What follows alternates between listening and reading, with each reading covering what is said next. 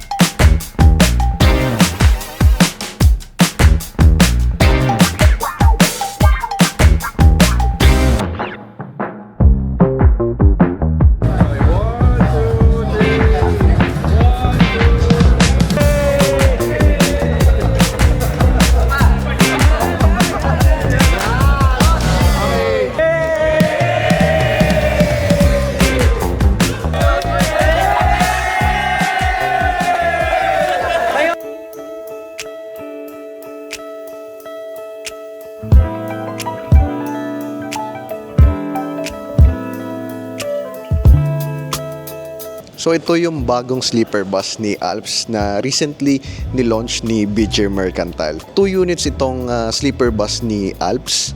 So ito yung isa. Yan. Then ito naman yung isa. So this unit is made from Vietnam also. Pareho to ng mga naunang sleeper bus na ni-launch rin natin recently. Ano nga bang difference nitong sleeper bus ni Alps? And by the way, itong sleeper bus ni Alps will be operate to Bicol. Hindi po siya for Batangas route. Itong mga sleeper bus na to ay babiyahe sa Bicol. Hindi po sa Batangas. Since ang sleeper bus naman talaga is for long haul, syempre pang malayo ang biyahe. For now, wala pa pong announcement si Alps kung saan sa Bicol yung magiging biyahe niya. So siguro by next month, malalaman natin kung saan nila ibabiyahe tong sleeper bus nila. So tingnan natin ano nga bang meron dito sa bagong sleeper bus ni Alps. Anong difference niya sa mga unang sleeper bus na bumabiyahe ngayon.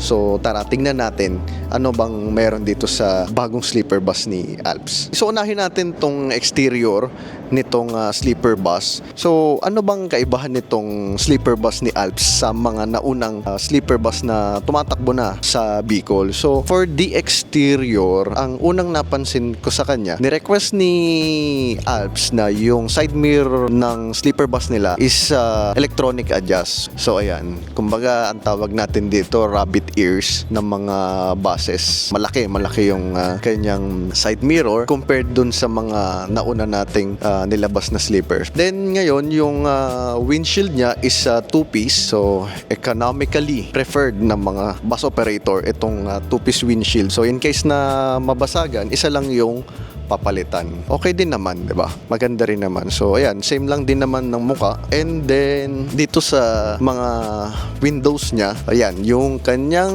windows merong blue lights. Bumagay dito sa color blue na company name at yung livery niya, stripes. Wala lang siyang ilaw dito sa ilalim ng mga bintana.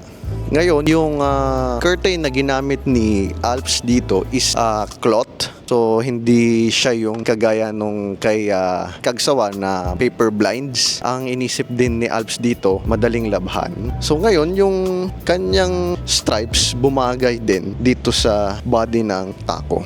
So, ayan yung stripes ni Alps. So, maganda. Ngayon, tignan naman natin yung kanyang engine. So, ayan yung likod niya. So, dalawang unit siya. Bus name niya is Consolacion. And then, yung isa is Arcadio. So, name ng parents ng Alps. So, ngayon, tignan natin yung kanyang engine room.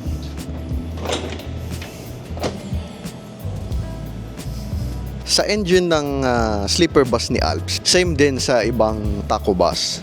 So we used Weichai engine for this sleeper bus with 336 horsepower. So sa magiging biyahe ng sleeper bus ni Alps, which is Bicol route, okay din naman yung 336 horsepower. As I mentioned before, naging maganda yung fuel consumption ng ganitong engine na 9 liter. So, sa previously, yun nga ang naging fuel consumption ng ganitong engine natin with Weichai. Last week lang nakakuha kami ng 3.8 km per liter na fuel consumption from Manila to Naga. But depende pa rin sa driver yung fuel consumption natin. So ito yung bagong sleeper bus ni Alps. So ano bang meron dito sa bagong sleeper bus ni Alps? So si Alps ngayon nag-come up na rin na mag-upgrade ng kanilang fleet. Naisipan nila na bakit hindi rin kami bumili ng sleeper bus. Nag-try sila ngayon ng dalawang sleeper bus from Vietnam also. Same sa mga naunang sleeper bus natin na 1 by 1. Although ito, as you can see, 1 by 1 by 1. So tatluhan siya na sleeper. So anong difference nito dun sa mga nauna nating sleeper? Yung bed size nitong sleeper bus is mas maliit compared dun sa mga 1 by 1. So, hindi siya ganun kalapad. Kumbaga, sakto lang siya sa mga Filipino size na lapad. Kung halimbawa naman na medyo malapad-lapad ka sa akin, it's your choice kung gusto mong itry itong ano. Hindi naman pipilitin ng Alps na isakay ka rito tapos magrereklamo ka na bakit ang sikip. Alam naman natin na marami magko-comment na yung sleeper bus na yan masikip, hindi yan komportable. Pero para sa akin, choice mo naman kung gusto mong sakyan yung ganito kalaking bed. And then of course, syempre, yung pamasahe dito, hindi naman kasing mahal nung 1 by 1 na malapad. So, nag-come up si Alps na mag-acquire ng 1 by 1 by 1 na sleeper para sa masa. So, yung mga pasahero natin na gustong i-experience yung sleeper bus with a cheaper na pamasahe, ito yun. So, syempre, since mahal yung 1 by 1, itong ganitong klaseng sleeper, mas mura ang pamasahe. Pero yun nga, papakita ko rin sa inyo kung anong feeling ng nakasakay dito sa ganitong klaseng bed. Ngayon, pagpasok mong ganyan, may divider dito. Kumbaga, maluwag dito sa gitna para yung access ng tao pagpasok, maluwag. So, ito yung kanyang interior. So, makikita nyo, yung aisle niya, hindi ganun kalapad since tatluhan siya. So, siguro, makikumpara ko siya dun sa mga sleeper bus ni Victory Liner going Baguio and Cagayan. So, since yung kay Victory is taco rin naman, tatluhan din yun. So, unlike dun sa 1 by 1, mas kaunti yung pasahero na may sasakay, and then dito, mas marami. Ang capacity niya is 32 beds, unlike dun sa 1 by 1 na 22 lang. So, ngayon, siguro subukan natin kung anong difference nitong kanyang sleeper bus. Pakita ko sa inyo. So yun lang, ito lang yung ano niya, sakto ka lang dito sa aisle niya. Ayan. Try natin dito sa upper bed. So subukan natin dito sa upper cabin nitong sleeper bus ni Alps kung ano bang difference nitong beds nila compared sa mga tumatakbo ng sleeper bus. So first, hubarin mo muna yung sapatos mo para hindi naman madumihan yung mga beds din nila. So una, anong gagawin mo? Meron din siyang hagdanan para mas madali ka ring makaakyat. So number 1, syempre, hawak ka dito sa kanyang handle, and then saka ka aakyat. Ngayon, yung isang kamay mo, hawak mo dito sa handle dito sa kaliwa. Yan. Yan. So ganyan ng pagsakay para hindi ka mahirapan. So ayan. So ito yung upper cabin ni Alps. So saktong-sakto lang sa size ko. So commonly ang size din naman ng Pilipino hindi ganun kalaki. Although syempre may mga tao na mas malalaki sa akin sa size ko. Okay din naman. Depende na lang din talaga sa'yo. Choice mo naman kung sasakay ka dito o hindi. Para sa akin, unang-una mahaba yung bed niya. Ayan yung paa ko. So dito meron din siyang footbox. So ayan.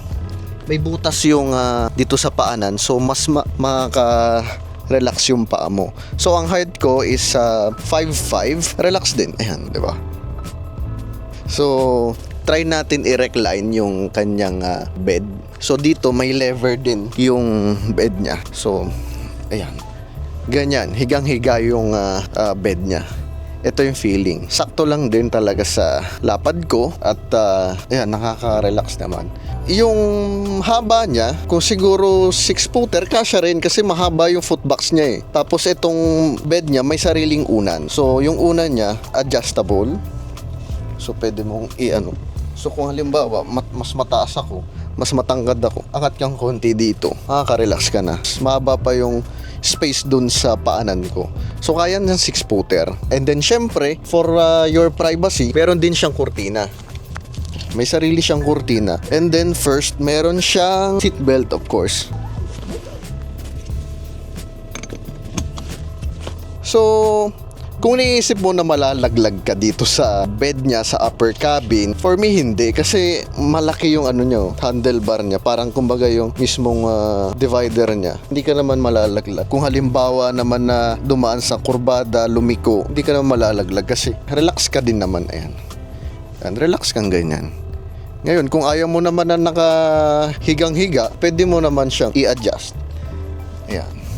Ayan, hindi ka naman malalaglag. Ano pang meron dito sa cabin natin? So, of course, may sarili siyang TV.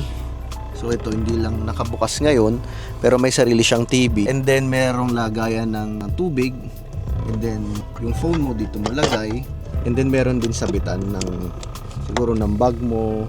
Kung halimbawa naman yung sapatos mo, tatanggalin mo, I suggest na yung sapatos dito mo ilagay sa likod. So, before nung sumakay ako ng Victory Liner na taco, ganito rin na sleeper. So, yung nilagay ko dito sa likuran.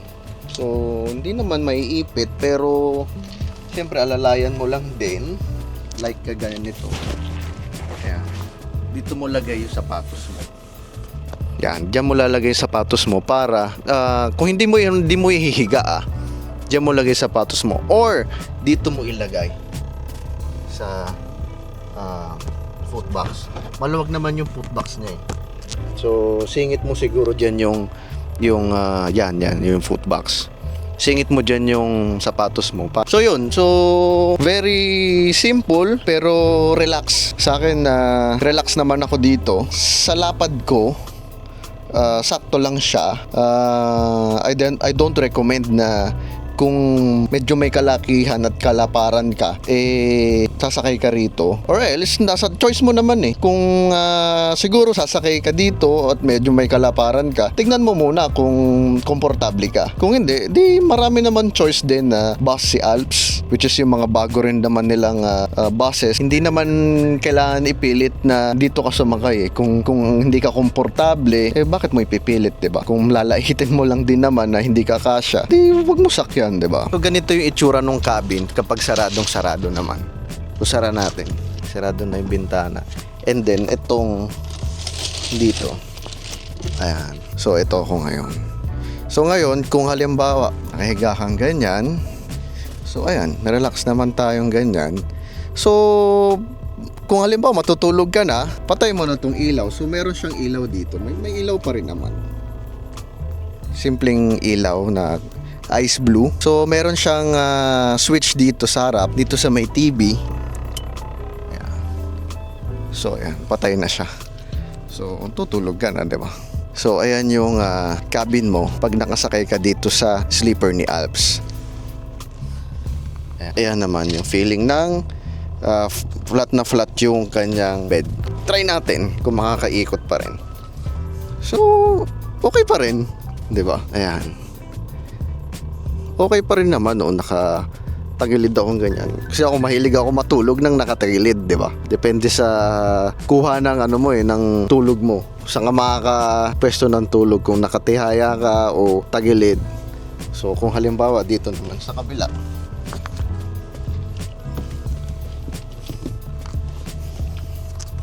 So ayan.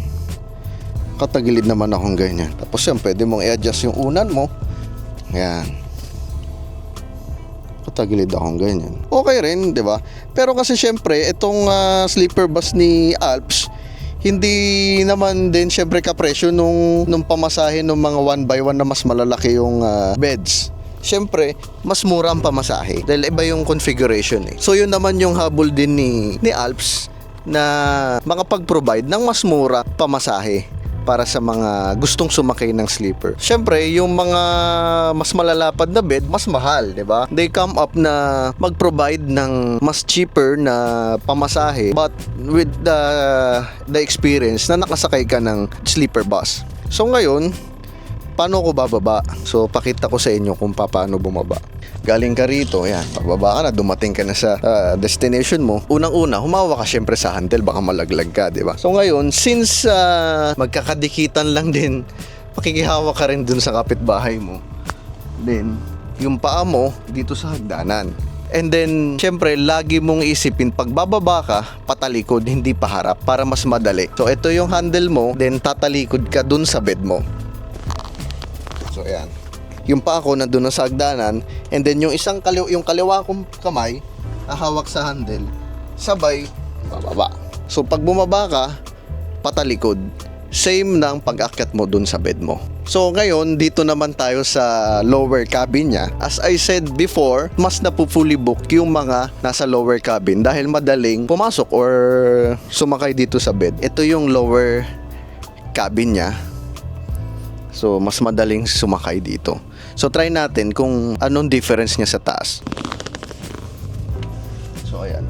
Siyempre, yung lower cabin kapantay lang ng flooring niya, 'di ba? So mas madaling pumasok. So yun, mas preferred ko yung dito sa baba kasi mas madaling pumasok eh. Easy access ka. Kaya mas marami mga senior citizen na mas preferred dito sa lower cabin. At syempre yung mga ticketing ng mga ganitong bus company, yung pagka senior citizen, mga PWD, mga buntis, ganyan, dito na nila kagad binubuk. Kaya madaling mapuno yung mga lower cabin. So ganun din, relax din ako. Sakto lang din sa lapad ko. Yung haba rin ng bed is maluwag. Sobrang luwag actually. Maluwag pa dun sa paa ko. Ito, sakto na yung ano niya, yung recline niya. Full flat na siya. Then napansin ko, ang kapal ng foam ng ginamit din nila rito. Tsaka itong unan, malambot. Makapal yung foam at malambot. Mas relax. Then try naman natin dito sa gitna. Hindi ko pa natatry dito sa gitnang beds eh. Last time na sumakay ako ng Victory, lagi ako dito sa bintana eh. Ang disadvantage lang ng pagsakay dito sa gitna, wala kang makikita. Hindi ka naman pwedeng makitingin dun sa kapitbahay mo eh. Siyempre magagalit naman yun, 'di ba? So ngayon, kung dito ka sa gitnang bed, hihiga, matutulog ka lang talaga sa biyahe. Wala kang makikita kung mag-cellphone ka lang, manood ka ng movie. So ngayon, ang kagandahan lang dito sa gitnang bed, kung malapad ka, may stretch mo yung arms mo dito. Kasi kaliwat kanan may aisle eh. So yan, may stretch mo siya. Disadvantage, wala ka nga lang bintan. Actually, sobrang haba nga ng nito, ng bed nito. Kung makikita mo yung kanyang, ayan na yung paa ko. Makikita mo yung paa ko, maluwag pa siya. So ayan yung gitnang bed niya. Mas maliwanag nga eh kasi dalawa yung ilaw niya. Unlike dun sa nasa may bintana, isa lang yung ilaw. Then ito yung air conduct adjustment din naman kung ayaw mo. Ngayon, yung privacy curtain mo, dalawa. Siyempre, kaliwat kanan may kapitbahay ka eh. Ayan, kurtina. Para di ka makita ng kapitbahay mo, di ba? So ayan, gitnang bed. So ayan yung bed niya. Ayan. So yan, ako kung in my opinion, kung medyo malapad yung katawan mo, much better dito ka sa gitna. Kasi yung kaliwat ka ng arms mo, mai-stretch mo. Mas madali. Hindi kagaya doon na may bintana, hindi mo mai-stretch yung arms mo. Para sa akin, worth it kasi at least nakasakay ka ng sleeper, may privacy. Yun naman ang habol natin dito sa mga sleeper bus. Makatulog ka ng maayos, may privacy, wala kang katabi, then stretch yung katawan mo, malambot yung foam at relax siya, komportable. So yun, okay naman siya. So kung halimbawa naman na sa kalagitnaan ng biyahe, naiihi ka. Syempre, of course, meron siyang may onboard na CR. So, syempre, kung babiyahe ng Bicol to, 12 hours na biyahe or 15 hours. Kalimitan ang stopover is 2 or 3. Pero kung talagang ihi ka na, may CR to. So, yung CR ng sleeper bus is located sa likod. So, kung halimbawa, nandito ka sa kalagitnaan or nasa unahan ka, punta ka dito sa likod. So, andito yung CR nung sleeper bus. So, ayan. May privacy rin dun sa mga katabing beds. So, ayun. Pasok ka rito. Then, ayan yung kanyang CR. So, yan. Same din naman sa iba na merong ito yung bowl niya. May hawakan. Then, may salamin din. May ilaw to syempre. Hindi lang nakabukas. May sariling bidet. Yan. And then, may sink.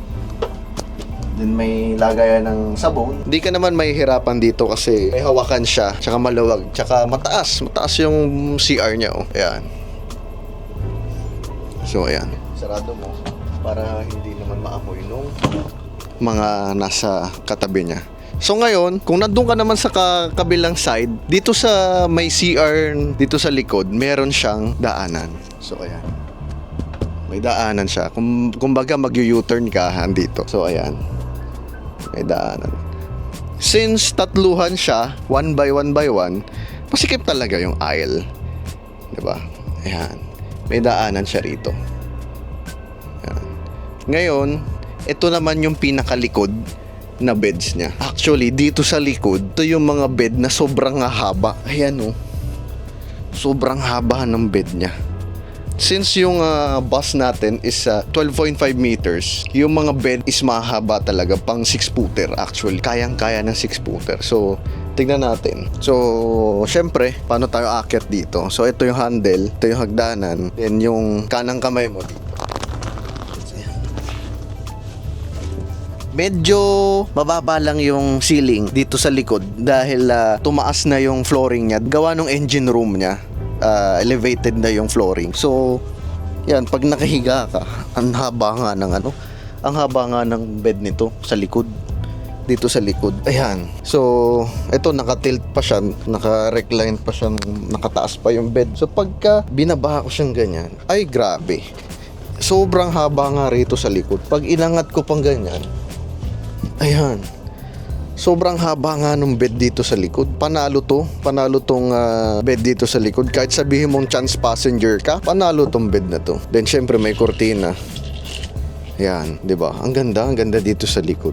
Mahaba rin naman yung nandoon sa harapan, pero itong sa likod mas mahaba. Mahabang mahaba actually. Kaya na 6-footer. Yung sa baba, ganun din. Syempre of course, kung ano yung haba nitong sa taas, ganun din yung dun sa baba.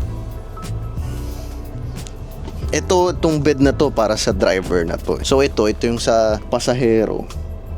Last seat para sa pasahero. Yun lang, masyadong mababa na yung ceiling nito nandito sa lower cabin, dito sa dulo. So ngayon, tingnan natin kung paano tayo. Ayan. Ay, mahaba rin siya. Oo, mahaba rin. Naka-recline pa to ah. Mahaba nga itong dito sa likod na area. Mababa yung ceiling niya pero panalo ka dito sa haba ng bed dito. Ngayon, ito naman yung pakita ko sa inyo yung perspective ng kanyang paa. So ayan. May TV rin dito, dalawa yung hanger. So ayan, ang haba oh. Pag inangat ko pa yung katawan ko, mahaba. Pag halimbawa, bumaluktod ka rito, ayan siya, 'di ba?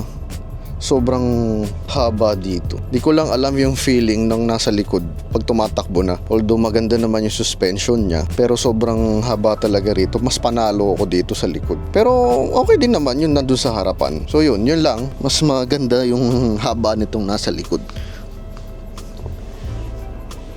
So yung napiling interior color nitong sleeper bus ni Alps, blue and black. So ayan. blue and black kasi syempre si Alps, ano bang kulay ni Alps? Blue-green actually, and then yung light blue. So mas napili niya na black yung kanyang bed, tsaka may combination ng blue and gray para hindi madumihin. Even yung kanyang ceiling, leather na black and blue para hindi maging madumihin. So meron din palang meron din siyang sariling charger So type C tsaka USB port. Ayan. Din meron din hanger pala dito. Ayan. Kung sakali yung bag mo, backpack mo, dito mo ilagay. Isabit. Then ito same din sa iba. Although ito request ni Alps na blue and white. And then yung kanyang ilaw dito sa eye is ice blue. Maganda yung combination. Bagay na bagay dun sa livery or dun sa company colors ni Alps. So yan. So ito yung kanyang sleeper bus. So pagpasok mo dito, maluwag. Pagka nagbabaan yung mga pasahero, may maluwag na area dito. Hindi magkakaroon ng salubungan, siksikan. Kaya tawag nga nila rito is reception.